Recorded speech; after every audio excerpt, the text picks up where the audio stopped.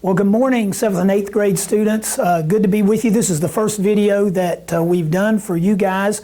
But I did want to do this video over what you see on the board up here, and I'll explain as we go through why it's so important. If you want to look in your book, this begins basically on page 308 of your book, extends over to page 312.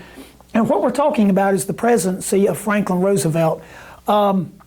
He served in office from 1932 to 1945. He was elected in 32, took office obviously in March of 33, and then served all the way up to 1945. And some of you may be thinking, well, how was that possible? Well, there was no 22nd Amendment yet that limits presidential tenure to 2 terms. The 22nd Amendment, by the way, was put into effect because of Franklin Roosevelt's presidency. So he died halfway through his 4th term. And of course, had he not died, he may have been elected to a 5th term. He was one of the more popular presidents in American history because of his New Deal economic program. Again, we say today that the New Deal, we're not, as conservatives, we're not fans of the New Deal, but the New Deal was massive government giveaways to the American people, massive government interference in the lives of the American people and in the economic system in America. I'll explain a little bit more of that in just a minute. The New Deal, his economic policy was based on the economic theory of this man right here, John Maynard Keynes, or John Maynard Keynes, some people will pronounce it. And Keynes's economic theory is called Keynesian economics. And you say, well, what is that? Well, your book tells you, but I'll explain it to you real quickly. It is the idea that you can spend your way out of debt, or as John Maynard Keynes worded it, priming the economic pump by the government spending money. Sound familiar to what's going on today, what we are kind of witnessing right now in our country?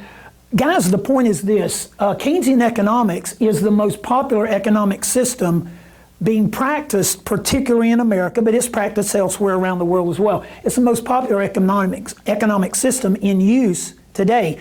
The problem with it is it doesn't work. Let me illustrate this way. If I, as a private individual, am $100,000 in debt and I go to a bank and I want to borrow $50,000 more to buy whatever, they're not going to let me do that because I've not paid off my previous debts.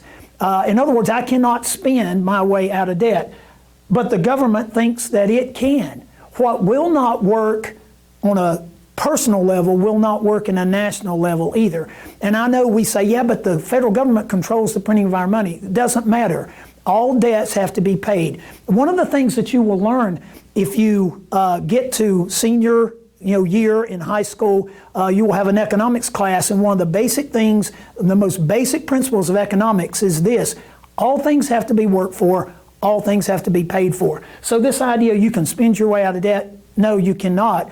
All of that has to be paid for. But that was Keynes' economic theory, and Roosevelt bought into it, and the American people today have bought into it too. And it's a totally fake, false system. It does not work.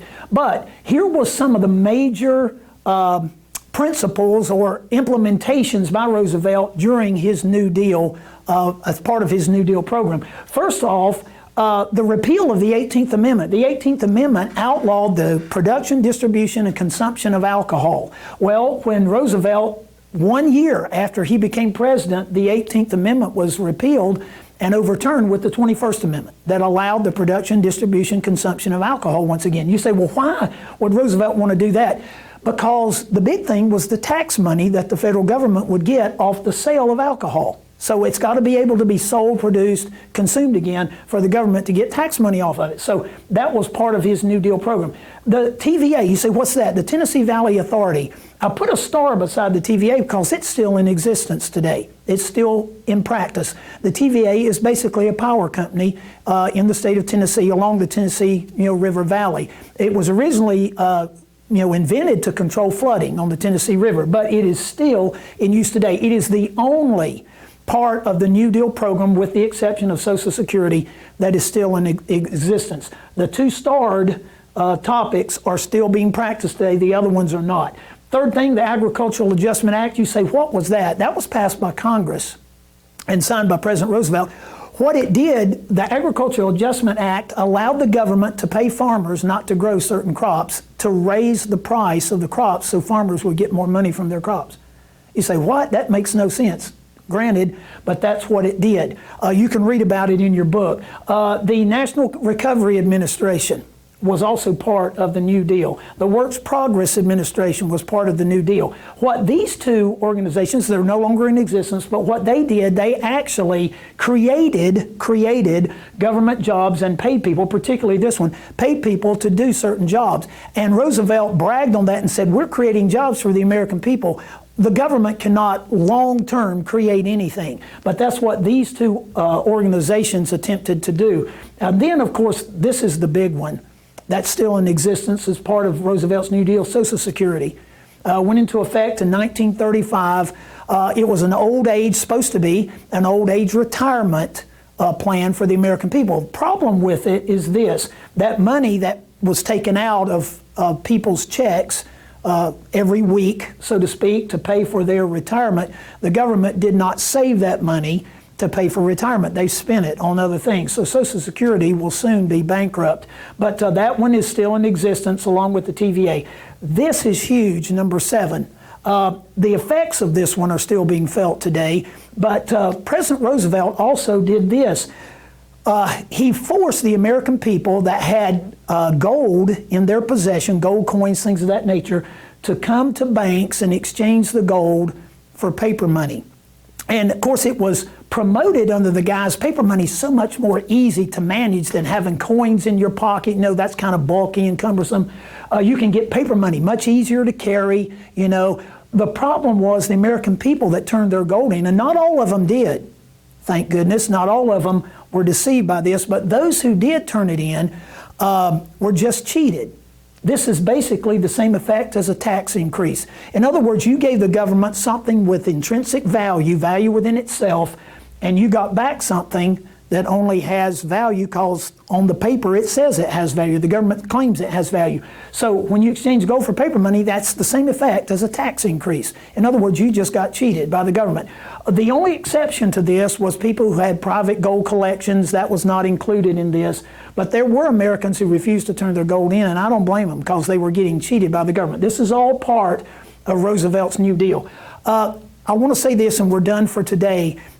Please pay attention to this, because we see some of the same philosophy going on in America today. Guys, all of this was an attempt to nationalize business in America. In other words, government gradually take over control of business. As you watch what's happening in our country right now, as you are sitting watching this video, I fear we're heading the same direction again. I hope not. A lot of these things were done under the guise of good intentions, protecting the American people, you know. Same thing going on today.